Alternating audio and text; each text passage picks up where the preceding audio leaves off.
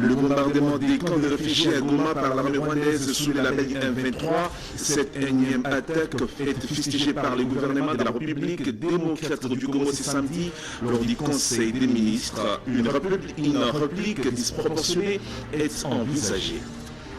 Dans l'actualité, nous avons également parlé du porte-parole des FARDC au Nord Kivu qui a rendu publique la déclaration de l'armée congolaise qui, en toile de fond, fait le bilan des décès survenus suite à l'attaque des terroristes du M23. Les enfants et les femmes sont tombés injustement, pourtant ils font objet des camps civils. Démocratique du Congo en complicité avec des firmes et des grades de puissance. Le Rwanda de Paul Kagame vient de massacrer pour une énième fois les paisibles citoyens de Goma fauchés par l'explosion de bombes larguées à Mugunga. 9 personnes tuées,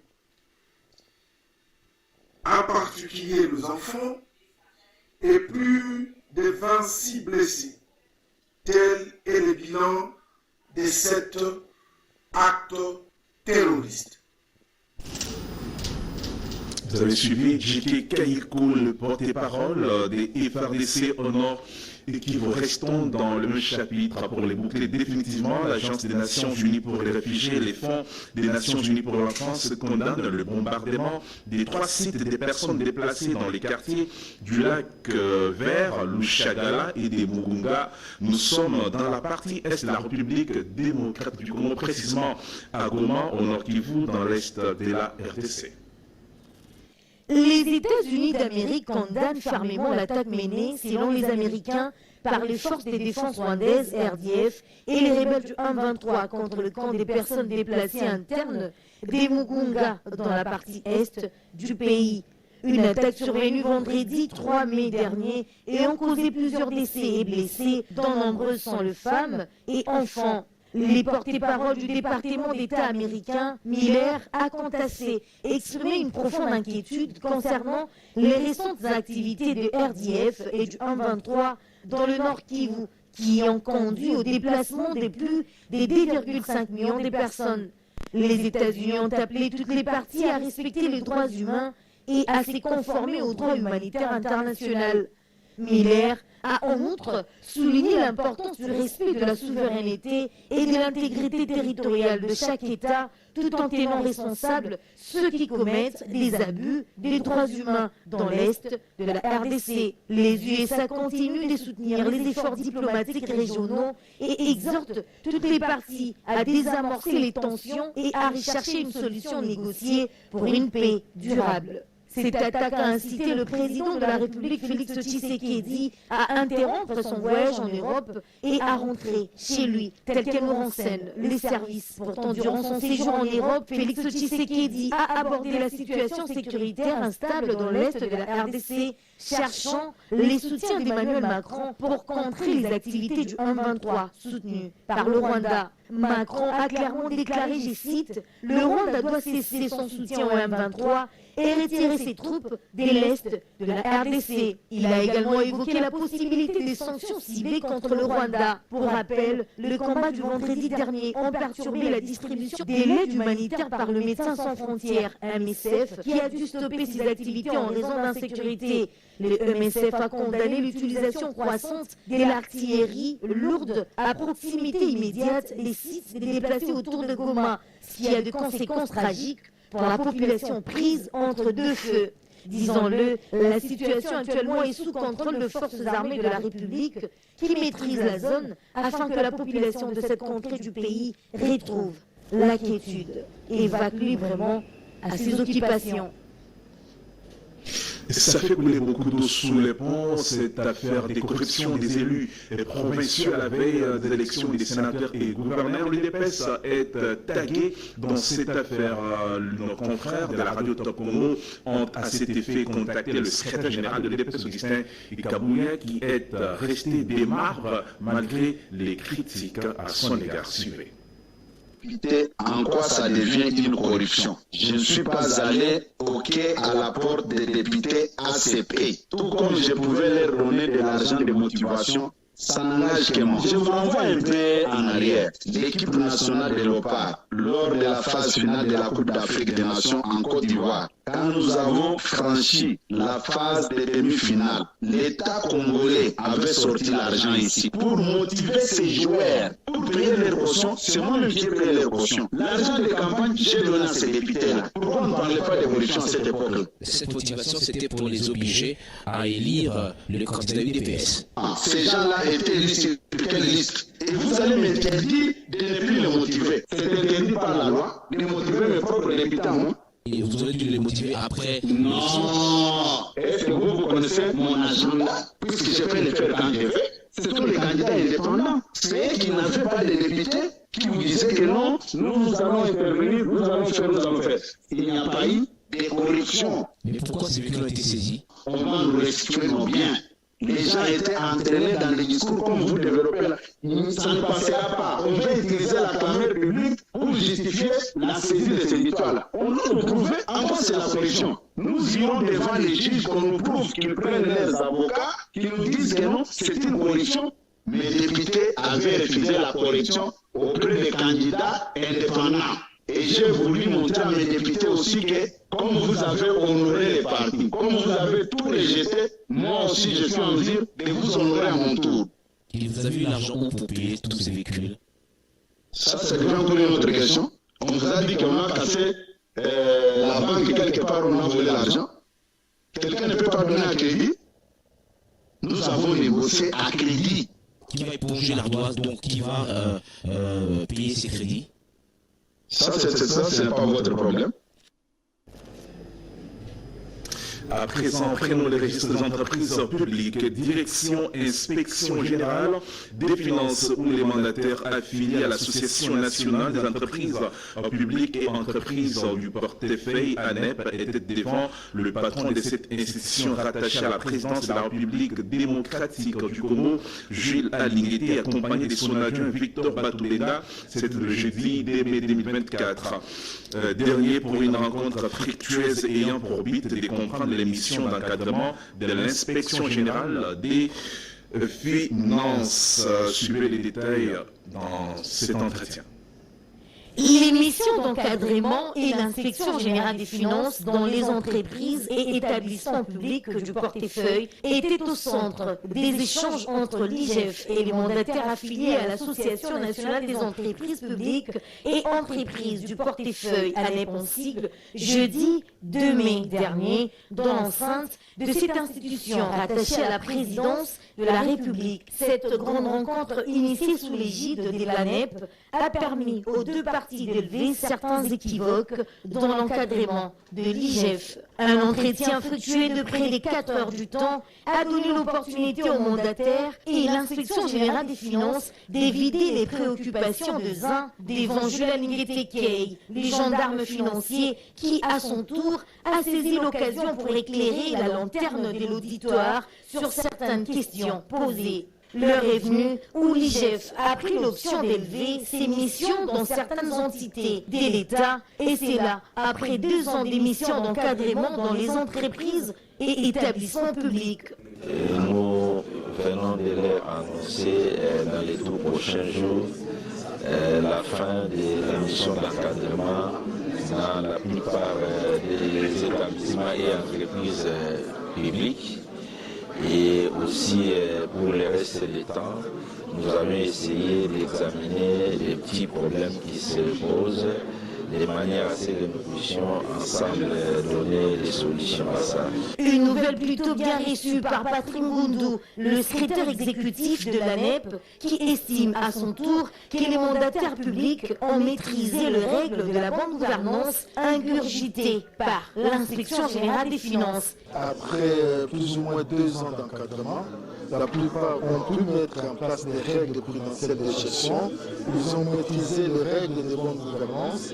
Maintenant, l'IGF a décidé de le laisser un peu évoluer seul et que le contrôle sera le contrôle a posteriori pour pouvoir leur permettre d'appliquer ce qu'ils ont pu assimiler avec l'encadrement de l'IGF. Signalons que l'émission de l'encadrement de l'IGF, qui n'est rien d'autre que la patrouille financière, a apporté les bons fruits, surtout en ce qui concerne la mobilisation des recettes, et a fait preuve de la bonne gouvernance, tel le cheval des batailles de Félix Antoine Tshisekedi Tshilombo, chef de l'État. Alors, corrigez avec moi, c'était pas un entretien, plutôt un reportage de Manuela Lumwe Ingrid.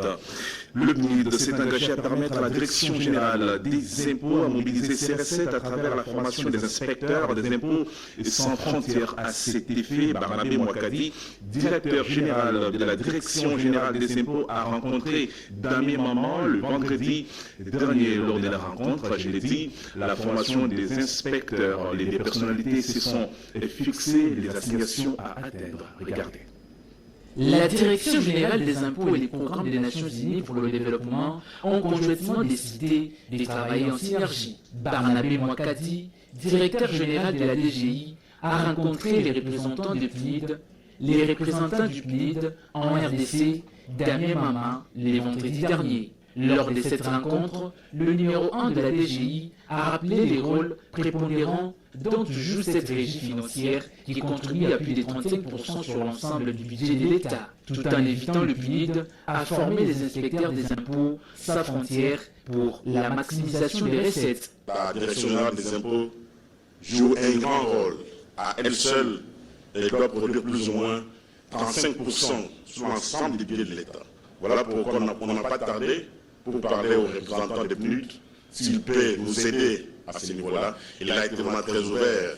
Je pense qu'on va déterminer un point focal ici à la Direction générale des impôts, qui sera en contact avec le représentant des PNUD. Et ensemble, on va voir dans quelle mesure le PNUD pourra nous aider, et surtout en ce qui concerne la formation des inspecteurs des impôts sans frontières. Cette démarche est saluée par le représentant du PNID résidant en RDC, Damien Mama, très favorable à la demande du DG Barnabé Mouakadi. C'est une démarche qui nous réjouit parce que ça nous offre l'opportunité de contribuer à permettre à la RDC de doter sa capacité en matière de mobilisation des ressources intérieures. Les programmes des Nations Unies pour le développement a, dans un passé récent, participé à la remise des diplômes d'émérite au DG de la DGI, Barnabé Mouakadi, par les réseaux parlementaires pour des objectifs de développement durable. Quittons Kinshasa, direction Vatican. Les déclarations incendiaires du cardinal Fridolin Ambongo sont une traduction erronée selon l'agence Vatican Fides. Fides, le journal du Vatican indique que selon les textes originaux de l'interview du cardinal Ambongo, ce clergé catholique n'a jamais déclaré que le gouvernement avait distribué des armes supplémentaires à divers groupes armés tels que les Wazalendo et également à certains membres des forces de libération du Rwanda. C'est une erreur de traduction, fait comprendre Fides, l'agence de presse Vatican. La presse vaticane a reconnu que l'article original n'avait pas réussi à transmettre et certaines nuances apparues au cours de l'entretien de Fridolin Ambongo et de poursuivre des inexactitudes se sont glissées dans le passage de la version originale de l'interview qui s'est déroulée en italien aux traductions dans d'autres langues, laissant place à des interprétations erronées, a déclaré nos confrères de l'agence Vatican qui dit publier ses rapports en cette langue. Pour Fides, le cardinal Ambongo n'a fait jamais mention dans ses propos d'une livraison d'armes aux milices. Et Firmin Vondé a instruit le procureur général près la cour d'appel de Kinshasa Matete de gérer le cas Ambongo. Cette saisine d'informations judiciaires est en violation de l'accord cadre entre le Saint-Siège et la République démocratique du Congo, selon les dires de quelques catholiques interrogés. Un mot des sports dans ce journal avant de nous quitter. Le championnat national de la Ligue 1 dans sa phase de play-off se poursuit ce samedi 4 mai à Lubumbashi au stade Frédéric Kibasa Maliba. Pas de vainqueur ni vaincu entre Lubumbashi Sport et le tout-puissant Mazembe. Les déformations se sont neutralisées sur un score nul et vierge des 0 buts partout. Moïse Makoro dans cette élément. Dans un match comptant pour la 8e journée des playoffs, les deux formations n'ont pas réussi à scorer au terme des 88 minutes de la partie. Et c'est bien parti pour les Corbeaux dans cette attente. Les Corbeaux ont démarré timidement la rencontre face à un adversaire qui n'a juste rien à gagner dans cette phase des playoffs avec trop de ratés en première période. Les hommes d'Entraîne 2 ont tenu les coups devant l'équipe du tout-puissant Mazembe qui n'a pas réussi à s'imposer. Malgré la domination, le protégé de Mamadou Lamine Diaye ont manqué la finition dans les derniers carrés. La compétition va se poursuivre ce dimanche 5 mai 2024 avec des affiches à Goma. L'Est Dauphin Noir reçoit les Salésiens de Nobosco et à Lubumbashi, le Viet de Lupopo vont en découdre avec l'Est Mali Maïno de Kindu au stade Frédéric Samaliba. Tout de suite, le rappel des titres.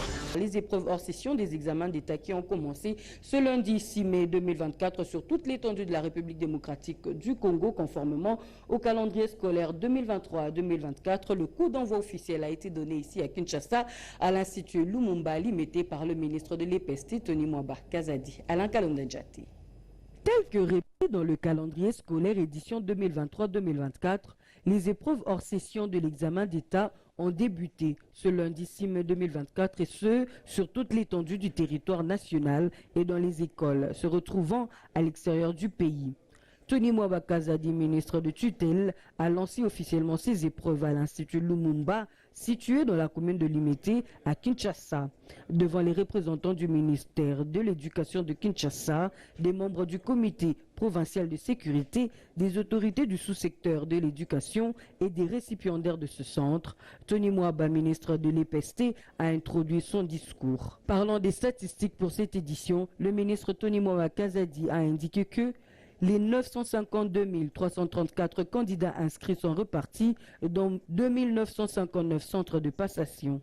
Pour se rassurer de la réussite de ces épreuves, le primat de l'EPST après l'Institut Lumumba s'est rendu dans quelques autres centres de passation de la dissertation. Il s'y est de signaler que le Trésor public a pris en charge les frais de participation des élèves de la province du Nord Kivu, ceux du primaire pour les NAFEP, du CETEB pour les TENASOSPE et des humanités pour l'Exeta. Dans la même lancée, au cours de son discours, le ministre de l'EPST n'a pas manqué de faire parvenir la gratitude des parents des élèves du Nord Kivu dont les frais des participations à ces épreuves ont été pris en charge par le Trésor public. On l'écoute. C'est également ici le lieu de transmettre à son Excellence, Monsieur le Président de la République et chef de l'État, la gratitude et le remerciement des parents, ainsi que des élèves finalistes de la province du Nord Kivu pour la prise en charge par le Trésor public des frais de participation aux épreuves certificatives 2024. Et c'est en dépit du contexte difficile de la guerre qui sévit à l'est du pays. Mesdames et messieurs, les épreuves hors session que je m'apprête à lancer connaîtront la participation de 952 334 candidats inscrits à la dissertation pour le cycle des humanités. Ces candidats seront répartis dans 2959 centres de passation, soit une moyenne de 322 candidats par centre. 13 centres fonctionnent en territoire hors frontières. Il convient d'indiquer que 389 841 de ces candidats du cycle long ont suivi des filières techniques et qu'ils vont affronter les épreuves traditionnelles dans 2729 centres ouverts à travers toute la République. Les notes obtenues à ces épreuves vont compter pour la première journée de la session ordinaire. Quant aux épreuves du cycle court professionnel, Elles seront organisées dans 269 centres regroupant 5335 candidats, soit une moyenne de 20 candidats par centre.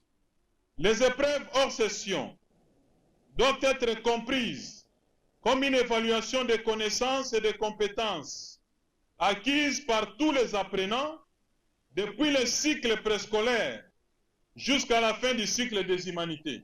Je souhaite que les résultats qui en découleront reflètent les niveaux réels atteints par chaque candidat. Nous en appelons donc tous les intervenants à plus de responsabilités et au respect strict du règlement général de l'examen d'État. Parlons sécurité à présent. Les Congolais vivant à Bruxelles ont été affligés par le bombardement de l'un des camps des réfugiés le plus peuplé de Goma, je cite Mugunga. Ils ont abordé la question au cours de la rencontre avec le chef de l'État avant d'interrompre sa mission en Europe. Félix Tshisekedi a réitéré son engagement à rétablir la paix sur toute l'étendue du territoire national. Reportage. Loin de leur terre natale, les Congolais de la Belgique ont ressenti la douleur de l'attaque terroriste perpétrée vendredi matin par les troupes coalisées du Rwanda dans les camps des réfugiés de Mugunga à Goma. Devant ses compatriotes, le chef de l'État Félix-Antoine Tshisekedi Tshilombo a exprimé sa détermination à défendre l'intégrité territoriale du pays jusqu'à la victoire finale. Ce que fait le Rwanda dans notre pays, c'est une guerre économique. C'est ce qui nous détermine à combattre ce mal et nous n'allons pas baisser les bras. Je vous garantis que nous gagnerons ce combat, quoi qu'il en coûte et quoi qu'il fasse. Comme à Paris, le président de la République a remercié ses concitoyens de Bruxelles depuis les années de la résistance, une confiance traduite dans les urnes en décembre 2023. Pour ce deuxième mandat, le président Tshisekedi veut apporter des réponses aux principales questions des Congolais. Il a également, au cours de cet échange, présenté les 6 axes de son programme du second quinquennat. J'ai pris au moment d'aller aux élections de 2023, de décembre 2023, du 20 décembre d'ailleurs, et engagement que vous avez adopté, accepté en me faisant confiance, en me renouvelant votre confiance. Je vous remercie et je vous dis vraiment ma détermination à vouloir aboutir à des succès dans chaque engagement. J'espère que dans 5 ans, j'aurai l'occasion de venir ici encore vous présenter cette fois-là le bilan de ces 6 engagements. Il est à noter qu'à la nouvelle de cette attaque terroriste à Goma, le chef de l'État a dû interrompre sa tournée en Europe. Dans la même lancée, le Conseil des ministres n'a pas manqué de tabler sur les mesures disproportionnelles à prendre pour rétablir la paix dans cette partie du pays. Regardez. Le gouvernement a suivi le déroulement de ces incidents malheureux qui se sont produits dans la ville de Goma aujourd'hui et plus précisément dans un camp de déplacés. Le gouvernement de la République, au cours du Conseil des ministres de ce jour, a gardé d'abord 1 minute de silence en mémoire des victimes qui se comptent. Entre autres, il y a des enfants qui sont tués, il y a des femmes, mais aussi des hommes. Le gouvernement de la République tient à dénoncer cette pratique des terroristes du M23 qui n'ont des cibles ces derniers temps que des camps de réfugiés, donc des objectifs civils qui n'ont rien à voir avec des cibles militaires. Nous, en tant que gouvernement, nous allons dans les prochains jours saisir le Conseil de sécurité des Nations Unies pour dénoncer ces faits, cette violation flagrante des droits humanitaires, parce que la guerre a des règles et que ces forces négatives dirigées par les Rwandais se mettent à tuer nos personnes civiles. Donc nous allons porter cette affaire devant les instances internationales compétentes. Mais aussi, le gouvernement de la République se prépare à une riposte proportionnelle à cet acte de provocation, énième acte de provocation du Rwanda, qui a choisi de terroriser la population civile alors que celle-ci ne veut que la paix. Nous demandons à nos populations de garder l'air calme. L'objectif ici visé par l'ennemi, c'est de démoraliser la population, la pousser à la révolte, mais nous allons bientôt faire une riposte proportionnelle à cet acte de provocation. Toujours en sécurité, l'Assemblée nationale a, à travers un communiqué officiel publié le week-end dernier, condamné fermement l'attaque de l'armée rwandaise ayant ciblé les camps des réfugiés à Goma. République démocratique du Congo, Assemblée nationale, le président, communiqué officiel numéro 010-BP-P-MNPC-2024. La représentation nationale, par les billets de l'honorable président du bureau provisoire de l'Assemblée nationale, dénonce avec fermeté l'attentat lâche perpétré par les éléments du M23 qui ont lancé une bombe dans les camps de déplacés de Munganga au Nord Kivu, causant d'énormes pertes en vies humaines avec un bilan provisoire de 16 morts. Cet acte, qui constitue un crime contre l'humanité, ne doit pas rester impuni. Les acteurs et complices devront en répondre devant les juridictions compétentes.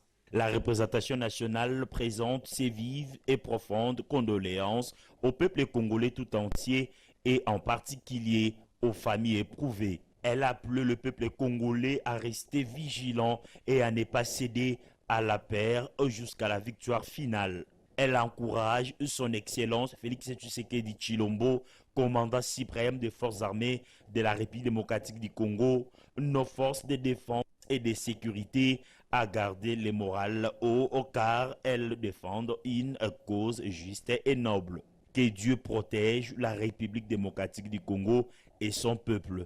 Fait à Kinshasa le 3 mai 2024, Mbosoko Diapwanga à Christophe. Autre chose à présent, à l'inspection générale des finances, les mandataires affiliés à l'Association nationale des entreprises publiques et celle du portefeuille étaient devant l'inspecteur général Jules Lingueté pour une rencontre fructueuse ayant pour objectif de comprendre les missions d'encadrement de l'IGF. Manuela Ketanungoy. Les missions d'encadrement et l'inspection générale des finances dans les entreprises et établissements publics du portefeuille étaient au centre des échanges entre l'IGF et les mandataires affiliés à l'Association nationale des entreprises publiques et entreprises du portefeuille ANEP en sigle, jeudi 2 mai dernier, dans l'enceinte de cette institution rattachée à la présidence de la République. Cette grande rencontre initiée sous l'égide de l'ANEP a permis aux deux parties d'élever certains équivoques dans l'encadrement de l'IGF. Un entretien fructueux de près de 4 heures du temps a donné l'opportunité aux mandataires et l'inspection générale des finances d'évider les préoccupations de ZIN devant Jules Lingueté Key, les gendarmes financiers qui, à son tour, a saisi l'occasion pour éclairer la lanterne de l'auditoire sur certaines questions posées. L'heure est venue où l'IGF a pris l'option d'élever ses missions dans certaines entités de l'État, et c'est là après 2 ans d'émissions d'encadrement dans les entreprises et établissements publics. Nous venons de leur annoncer dans les tout prochains jours la fin de la mission d'encadrement dans la plupart des établissements et entreprises publiques. Et aussi pour le reste du temps, nous avions essayé d'examiner des petits problèmes qui se posent de manière à ce que nous puissions ensemble donner des solutions à ça. Une nouvelle plutôt bien reçue par Patrick Ngundu, le secrétaire exécutif de l'ANEP, qui estime à son tour que les mandataires publics ont maîtrisé les règles de la bonne gouvernance ingurgitées par l'inspection générale des finances. Après plus ou moins 2 ans d'encadrement, la plupart ont pu mettre en place des règles prudentielles de gestion. Ils ont maîtrisé les règles de bonne gouvernance. Maintenant, l'IGF a décidé de le laisser un peu évoluer seul et que le contrôle sera le contrôle a posteriori pour pouvoir leur permettre d'appliquer c'est qu'ils ont pu assimiler avec l'encadrement de l'IGF. Signalons que l'émission de l'encadrement de l'IGF, qui n'est rien d'autre que la patrouille financière, a apporté les bons fruits, surtout en ce qui concerne la mobilisation des recettes, et a fait preuve de la bonne gouvernance, tel le cheval des batailles de Félix Antoine Tshisekedi Tshilombo, chef de l'État. Et de l'autre côté, le PNUD s'est engagé à permettre à la Direction générale des impôts à mobiliser ses recettes à travers la formation des inspecteurs des impôts sans frontières. Barnabé Mwakadi, directeur général de la DGI, a rencontré Damien Mama, représentant du PNUD résident à RDC. Les deux personnalités se sont fixées les assignations à atteindre. Vincent Muzungo signe ce reportage. La Direction générale des impôts et les programmes des Nations Unies pour le développement ont conjointement décidé de travailler en synergie. Barnabé Mwakadi, directeur général de la DGI, a rencontré les représentants du PNID, les représentants du PNID en RDC, Damien Mama, les vendredis derniers. Lors de cette rencontre, le numéro 1 de la DGI a rappelé les rôles prépondérants dont joue cette régie financière qui contribue à plus de 35% sur l'ensemble du budget de l'État, tout en évitant le PNID à former les inspecteurs des impôts sans frontières pour la maximisation des recettes. La Direction générale des impôts joue un grand rôle. À elle seule, elle doit produire plus ou moins 35% sur l'ensemble du budget de l'État. Voilà pourquoi on n'a pas tardé pour parler aux représentants des PNUD s'ils peuvent nous aider à ce niveau-là. Il a été vraiment très ouvert. Je pense qu'on va déterminer un point focal ici à la Direction générale des impôts qui sera en contact avec le représentant des PNUD. Et ensemble, on va voir dans quelle mesure le PNUD pourra nous aider et surtout en ce qui concerne la formation des inspecteurs des impôts sans frontières. Cette démarche est saluée par le représentant du PNID résident en RDC, Damien Mama, très favorable à la demande du DG Barnabé Mwakadi. C'est une démarche qui nous réjouit parce que ça nous offre l'opportunité de contribuer à permettre à la RDC de doper sa capacité en matière de mobilisation des ressources intérieures. Les programmes des Nations Unies pour le développement a dans un passé récent participé à la remise des diplômes d'émérite au DG de la DGI Barnabé Mwakadi par les réseaux parlementaires pour des objectifs de développement durable. Et voilà, c'est ici la fin de ce journal. Merci de l'avoir suivi. Rappel des titres à présent.